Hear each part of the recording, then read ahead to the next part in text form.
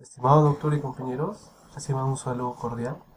Les saluda Carlos Jafet Sumarán Núñez y el día de hoy vamos a dar respuesta a la consigna C, que equivale al tema de tumores apendiculares como causa de apendicitis aguda.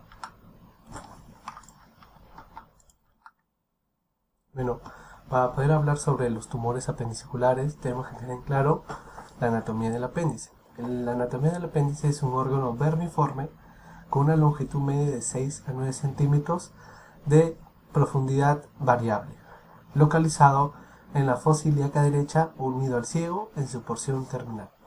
La problemática de este órgano son los procesos inflamatorios como la apendicitis.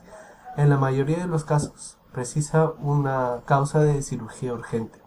El retraso de tratamiento en estos casos, mayormente por un diagnóstico tardío, puede acarrear una peritonitis aguda por perforación apendicular. O sea, el contenido del apéndice se vierte sobre las vísceras. Al apéndice, igual que el resto de los órganos, puede sufrir procesos tumorales, aunque también son por neoplasias apendiculares, teniendo una baja incidencia de estas últimas.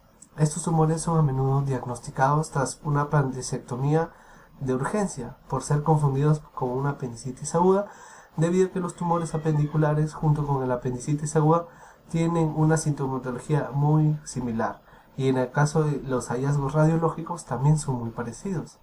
Es por ello que su diagnóstico preoperatorio es bastante difícil.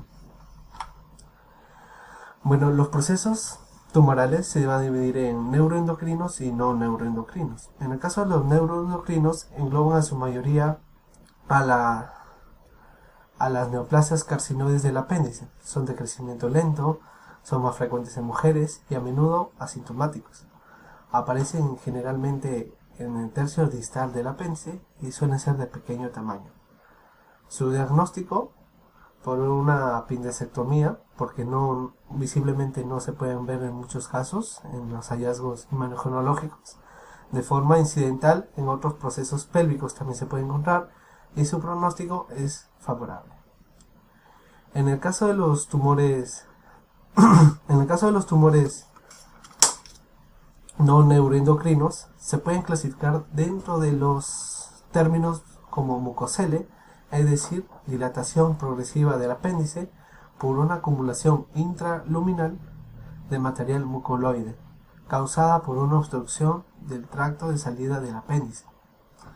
Estos presentan un cuadro clínico bastante inespecífico, pero en esta categoría existen clínicas clasificadas como mucoceles benignos, en el cual lo vemos en la parte inferior de la pantalla, que son los quistes de retención, hiperplasia mucosa, pólipo hiperplásico y la cisteadenoma. En el caso de los tumores del apéndice, tenemos que tienen una incidencia del 0.4 al 1.4%, no son muy comunes. Entre las neoplasias del sistema gastrointestinal se pueden encontrar como hallazgos radiológicos incidentales, como ya se había mencionado anteriormente, en las muestras de patología post-apendicectomía en un 0.8 a 1.7% y un 0.2 a 0.3 neoplasias muconizadas. Entre las etiologías tumorales se encuentran los tumores carcinoides, como el adenoma mucosinoso, el cistoadenocarcinoma, el adenocarcinoma mucinoso y el adenocarcinoide. También se puede encontrar acá el linfoma no Hodgkin, pero no es muy habitual. Bueno, siguiendo con la exposición, el cuadro clínico, como ya se había mencionado anteriormente, se parece a una apendicitis aguda. Los síntomas más comunes son los calambres, dolor abdominal inespecífico, distensión abdominal, y la ubicación anatómica de estos tumores se encuentran en el intestino delgado, especialmente los tumores carcinoides, o en el apéndice del tracto gastrointestinal. La edad actual, entre los 50 y 60 años, es lo más habitual en estos pacientes, a excepción de los carcinoides, que pueden aparecer en personas menores de 45 años, especialmente en mujeres. Hay 4 formas de las manifestaciones carcinoides. En este caso tenemos al descubrimiento accidental en pacientes asintomáticos con forma de apendicitis aguda, dolor crónico en fosa derecha y síndrome carcinoide clásico, que son mayormente asociados a neoplasias malignas. Los síntomas de presentación más frecuentes en estos casos son el dolor abdominal inespecífico en forma de cólicos, los espasmos abdominales y la distensión abdominal. En el caso de los tumores carcinoides, su localización anatómica es el tracto gastrointestinal. En el tracto gastrointestinal estamos hablando en el intestino delgado o el apéndice. La mayoría se presenta de 55 a 65 años, se puede presentar tan común en ambos sexos, a excepción del carcinoide, como les había mencionado. Existen, aparte, los hallazgos incidentales son los más comunes en este tipo. Bueno, los síntomas más frecuentes que se habían mencionado ya: el dolor abdominal específico en forma de cólicos en los diferentes cuadrantes abdominales, los espasmos abdominales y la distensión abdominal. Bueno, la clasificación de los tumores según la OMS se va a clasificar en premalignas, lesiones cerradas y netamente malignas, ¿no? En las premalignas tenemos el adenoma, que mayormente es una displasia de bajo grado, que su presentación mayormente es de forma tubular, vellosa o tubo velloso. Las lesiones cerradas o acerradas, también denominadas, tenemos el pólipo hiperplásico, el adenoma y el adenoma cerrado tradicional. En el caso de las neoplasias, tenemos a los adenocarcinomas, que mayormente son neoplasias malignas de bajo grado, el adenocarcinoma mucinoso y el carcinoma con célula de anillo de sello, siendo estas últimas muy metaplásicas o muy distendidas a la hora de crecer, generando una clínica muy variable. Los tumores malignos del apéndice pueden ser primitivos o secundarios. Los primitivos son poco comunes, alcanzando un 1.2 del total de los apéndices examinados, siendo el más frecuente el carcinoma.